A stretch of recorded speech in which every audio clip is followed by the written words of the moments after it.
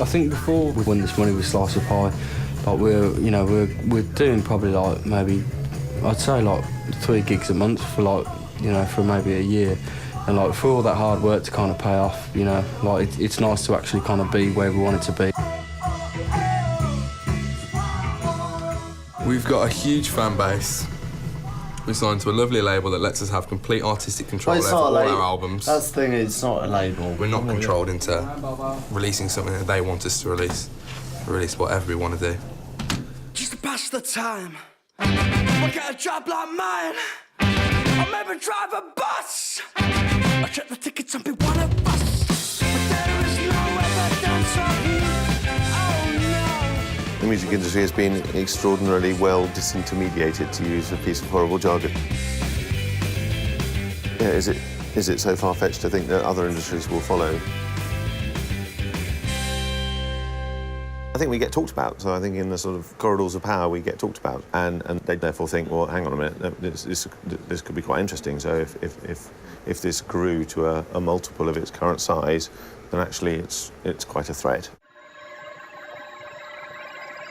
This is no longer about hooking up online or creating a gardening community. This is becoming a new mode of production.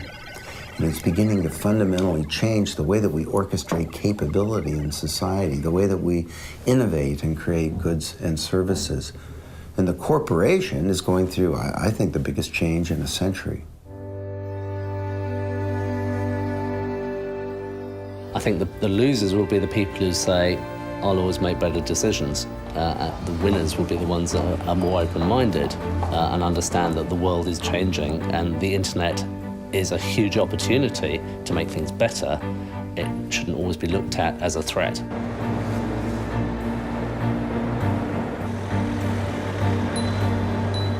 The change in the relationship between customers and companies is mirrored in the relationship between citizens and their governments. If you could actually combine that innate intelligence, millions of different diverse opinions from people who have different perspectives, you would end up with fantastic policies.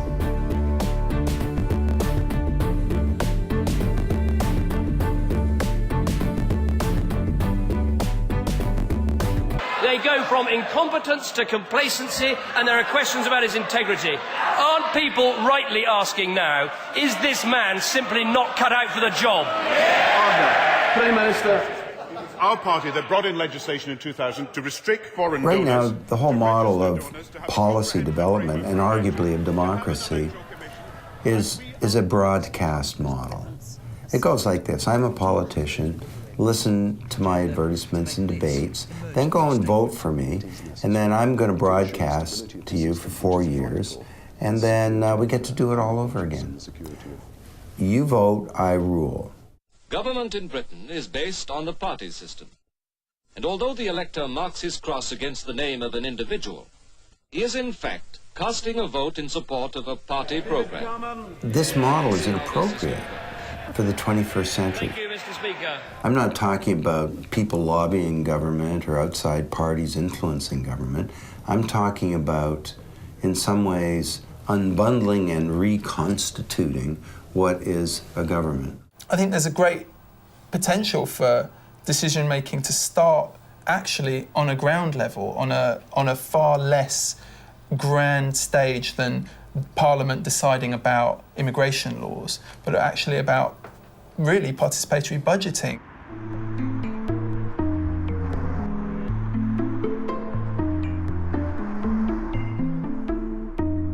I represent a model railway club, and we're looking for some funding to purchase track.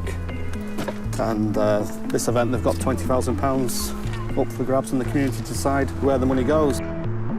Well, today I'm going to try and get some funding for playground equipment for the children at the school. I have nominated a project which is to regenerate a churchyard at Morecambe Parish Church. The whole idea is that the people of Poulton, and only the people of Poulton, will vote on each project. The £20,000 will be given away this afternoon.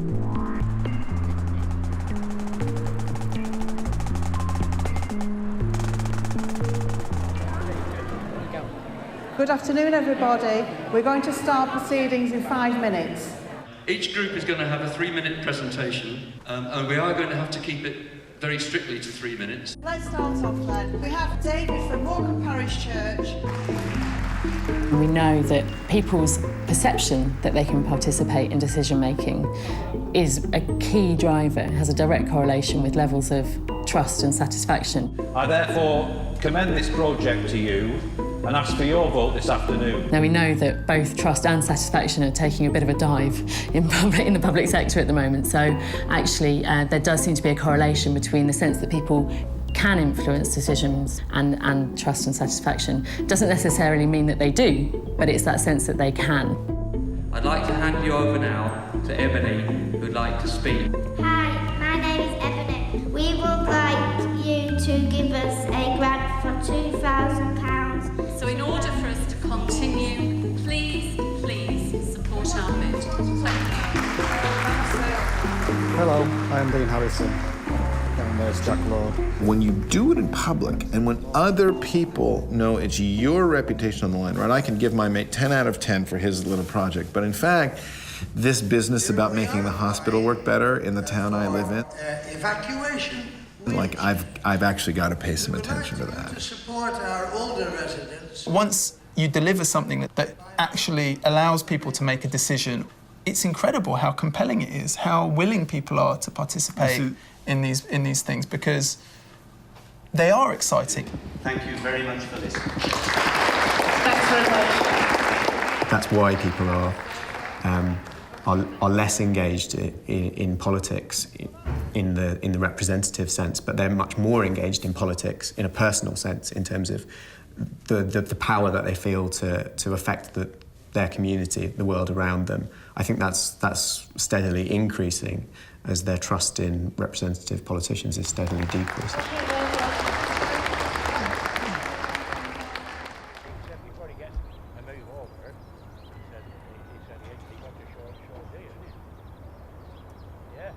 We got the money. Oh, it was absolutely superb. We had a really good day. We were really, really chuffed by it all, and everybody that's been involved is absolutely delighted with it.